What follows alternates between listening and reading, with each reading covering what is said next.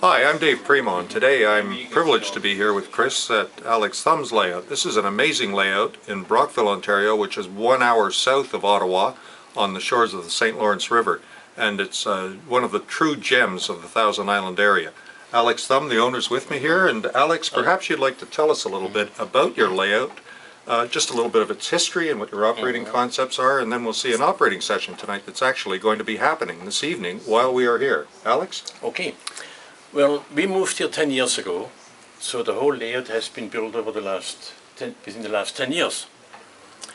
And I was on my own for many, many years, and you had to scratch your head how to do it, till I met the rest of the people. So the way it works here, I'm operating from it's a point-to-point operation. And we're using ShipIt as a freight forwarding system. And the objective is to move freight. And that works pretty good because we are making money hand over fist. Passenger service is one train a day. One goes up and one comes down. And that is about it. I've noticed most of your locomotives are lettered for the Canadian roads. Some are That's Canadian right. National, some Canadian Pacific, and it looks to be about the 1980s era that you seem Somewhere to in favor, that area. Mm-hmm. I only use 40-foot box cars. I got nothing bigger than that. I find anything larger dwarfs the layout. So I'm staying with the 40-foot box cars. Well, I have to tell you, this is an amazing, amazing layout. I'm shocked, to be honest. When I came into the basement, I did not expect to see such a complete layout. And what really amazes me is you did this in 10 years. That is truly remarkable. It's fully scenic. But you know, when you're retired, you're home all day long. And it doesn't mean you spend 8 hours a day, 5 days a week. Sometimes you spend 8 hours, then for several days you don't do anything. And then, plus when we moved, that's the other thing. I had the same layout in Mallorytown. And when I dismantled the whole thing, I was able to save all the yards. So that made a big difference in rebuilding again. So it was just a matter of connecting the yards. And I got a fantastic space here. It is a fantastic space. What some people wouldn't appreciate here, and it's a sad thing about it, but it must be remarked on, there's a picture window right behind Chris who's looking at us, and I hear that that looks over the St. Lawrence River.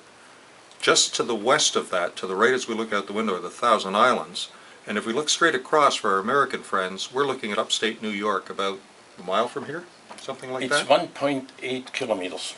So for our American friends, we're close to the international border, aren't we? That's right.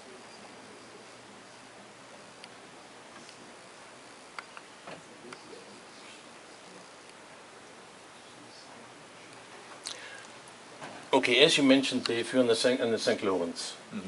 And the names of all the towns, up to a year ago, I had names from all over the world. Nobody knew how to connect the names. It was kind of hard to remember all the names. So we came up with the idea, we're in the St. Lawrence, why don't we start in Brockville, Kingston, Nepean, Belleville, Trenton, and Oshawa. Kingston sub. That's right. And from Belleville we go to Tweed.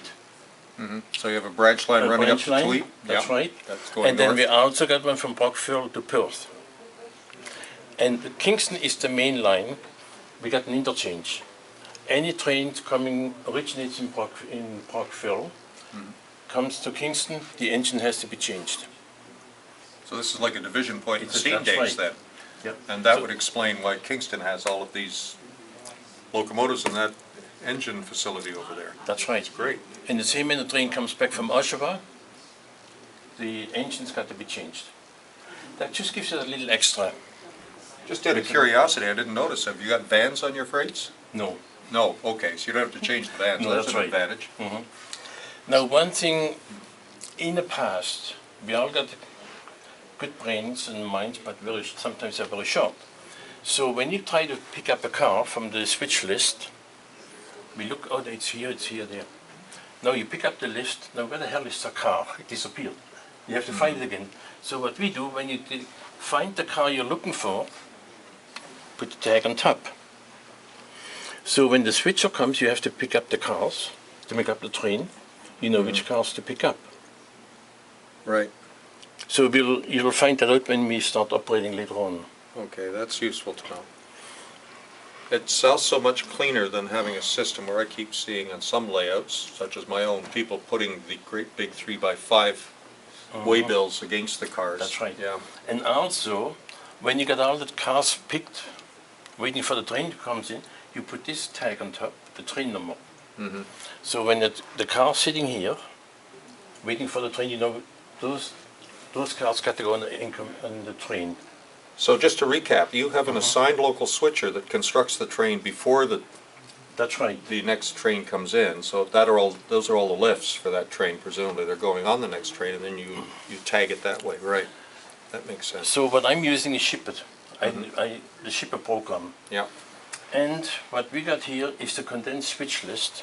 So before the train comes in, you go to the list, pick up the cars you need, and put them here on the siding, and wait for the train to come. When the train comes in, it's just a matter to exchange. Yeah. Drop the cars off, whatever has to be dropped off, and put the new cars on. And really, what you're talking about is a system here where everybody stays in their own town and they pass the train on then. That's right. So you're building your trains and breaking your trains for your town and sending them out to the next town, and they pick it up at the other That's right. station. On that subject then, and I think Chris just alluded to the answer, the person that drives the train into the town is the prior station. So you drive the train out of your town and you receive the train from another operator. That's right. Okay. Now how does the other operator know? I guess he can visually see it that he's arriving in your yard. Well, no, we get a schedule, and we have to stick to it. And I think Bruce would be the person to explain how the scheduling works. Would that All be right. Bruce Leckie? Yes. Oh, okay, let's Because do that then. is quite an extensive, something we just started about a year ago. I've been talking for years, we should do something about, then Bruce came up one day and said, hey, I got a program. So let's get Bruce and he can explain, then we'll go back and carry on again. All four of those? Oh my goodness.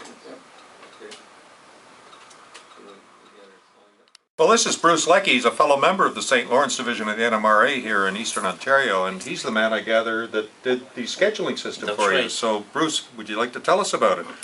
Well, this we originally started with a paper flip clock. Most time clocks use a time acceleration method. This flip clock is an event-driven, and each half-hour segment consists of a series of events that happen, and until all those events have gone through, then we don't advance the clock.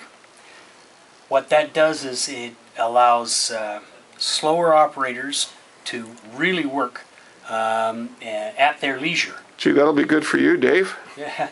Sounds good, but Yeah. I'd hate to be the guy that was holding everybody else up all the time. But it doesn't work that way.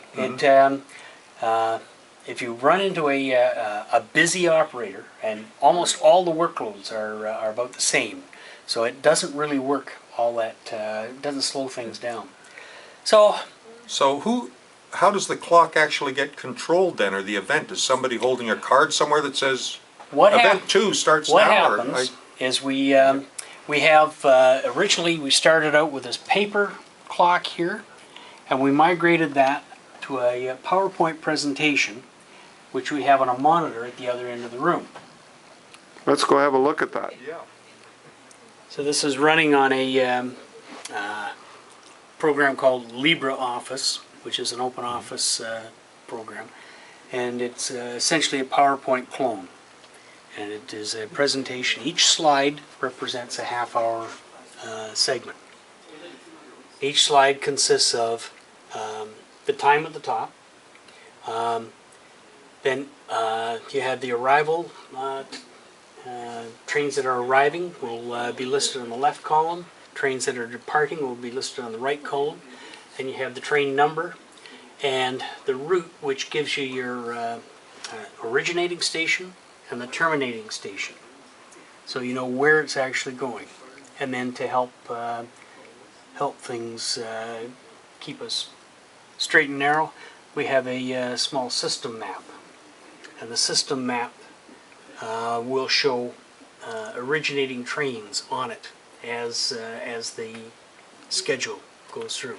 What are the two-letter systems with the lights underneath?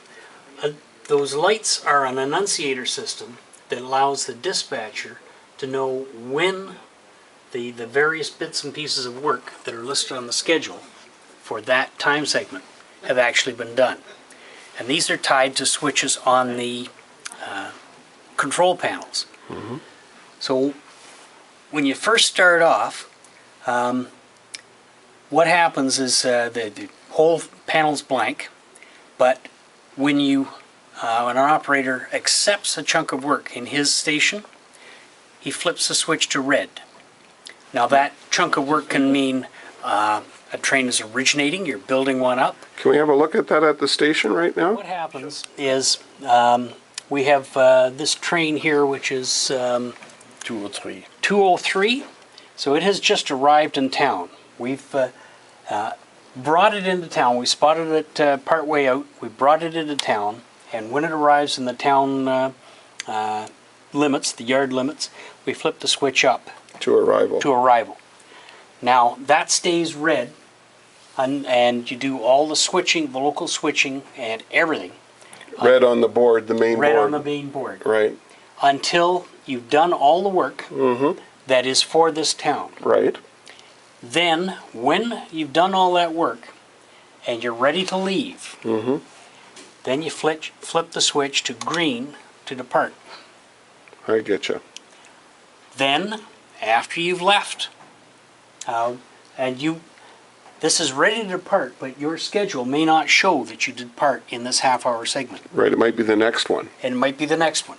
So once you get to your departure time, when the schedule says you can leave, then you pull out of the town and you wait in between towns. You go from station to station.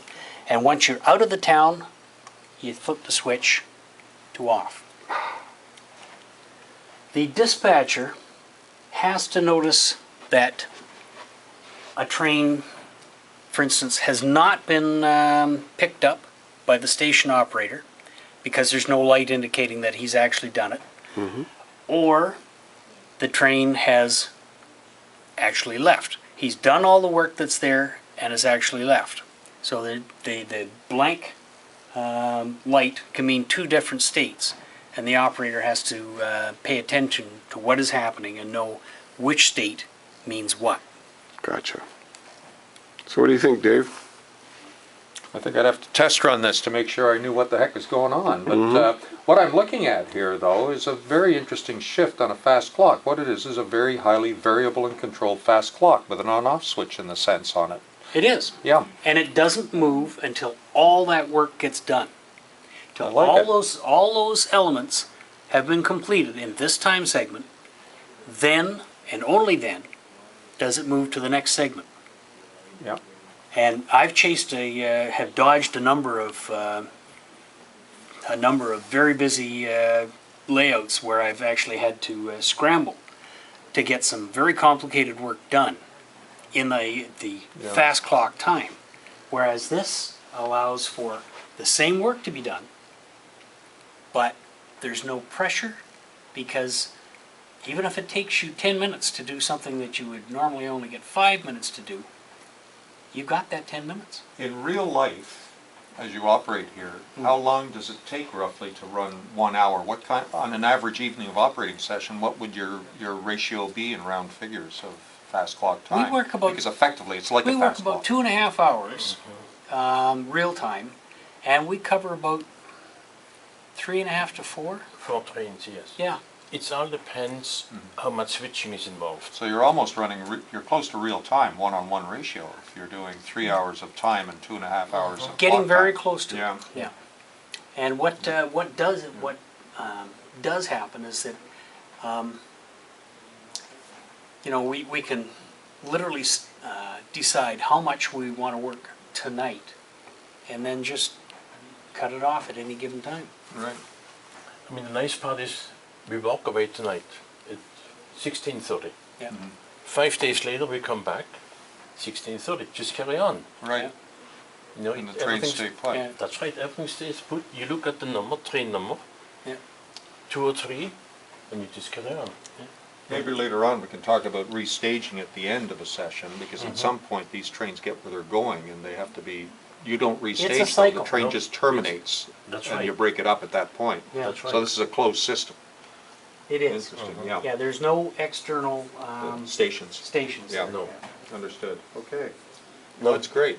I'd sure like to see this in an So operating there system. you are, the PowerPoint slide for 1730. Now I notice there's red lines in Brockville and Kingston on the board there. Those red lines indicated an originating train, Yes. and because there's no arrow there, that also indicating direction, that also tells you that it's a local train. I see. And does that match up with 515 and 726 That that is you see correct. above? Okay. Because they're highlighted in red, that also on the schedule, that also tells you that they're originating at that point. Okay. Here we are on the computer keyboard or screen. And so what you have is your current situation on the left, which is 1730. And then you have a small up and coming slide, number 1800. That's the next slide in the show. And this is an element that's included with LibreOffice. Okay, so It's you the don't. presenter console. Oh, okay, so that allows the presenter to see where he's going, but it helps you with what you're trying to do here. Yep. Yeah. I don't think I've ever seen it or used it before. Looks like a very good quality thing, though. It is. It's excellent. So when you put all this together, when you look at those little parts underneath in terms of the flow chart of the layout, the schematic that's underneath, did you have to actually draw and design that yourself? Yes, that is a drawing. Each one of these things are separate drawings. The one up top is a text box. The schedule is a table actually, Okay. and the one on the bottom is another drawing. Oh, okay. So I've taken the schedule Yep. and or the map rather, schematic, and then you just add the elements because the rest of it doesn't change all that much. You just add the elements Sure. that you want to change.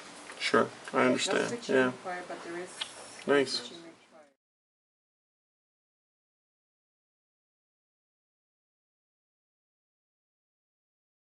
Okay, so we're in Alex's office and we've gone back to the first screen in the program that we've been examining. So what is this screen? Okay, it gives you the information, but you see red means train, it originates train. Okay. And the arrow, direction of travel. And if it's just a straight line, local switching. Right. And the star, termination. Okay. And the road, BR-OS, Oshawa, Brockville, Oshawa. Right. Brockville, Tweed. Tweed.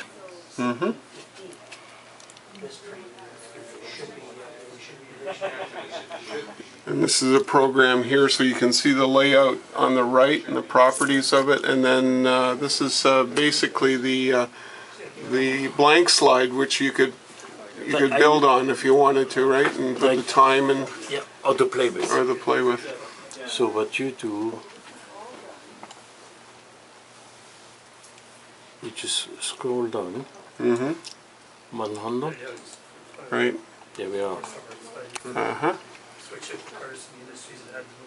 And if you wanted to change the schedule and move it somewhere, you just delete the name and put it on a different That's slide right. at a different Yeah. time.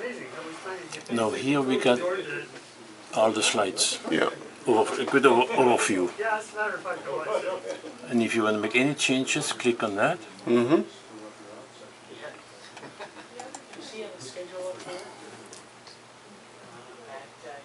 Oh, then you go back to normal. See up here on top? Yep. There we are. And there it shows up. Yep. Then you can make your changes. So if you wanted to add a passenger train in there, you could, or That's maybe if you had a work train or something, you wanted to get fancy with a visitor you knew who was coming, that they could do a tour of the layout. Yeah. You could build a train that would pass along It's through. very simple to change. Yeah. And that's what I like about this system. And you can select the colors, like going at noon, afternoon. goes into green. Yep. Gotcha. So that's the afternoon shift.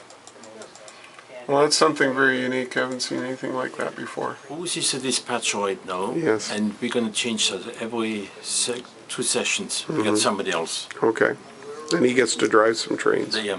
And it makes it easier, interesting to be a dispatcher. Yeah, for sure. It takes Well, yeah. Gotta make everything move slowly and carefully, and you're not. And it takes a while to get used to it, even to operate the system. Now you have to follow the schedule. Sure. Because if you don't, Yeah. keep on going, you have to pick up cars with your train, the cars aren't there because the train hasn't arrived. Or the train is there and the car isn't. Right. So, Yeah. but now people are getting used to following the schedule. It's sequential. It has to follow the schedule. Yeah. That's right. Yeah. And the ship it is a car forwarding system. Yep. Yeah. And I'm very happy with that system. Yeah. Well, it fits ideally into the form of operation that you're doing here. And it's a steep learning curve. You don't learn that overnight. No, I don't Especially think so. to set it up. Yeah, it's like any software program. Yeah, it took me quite a while to get it done, but now it's working 110%.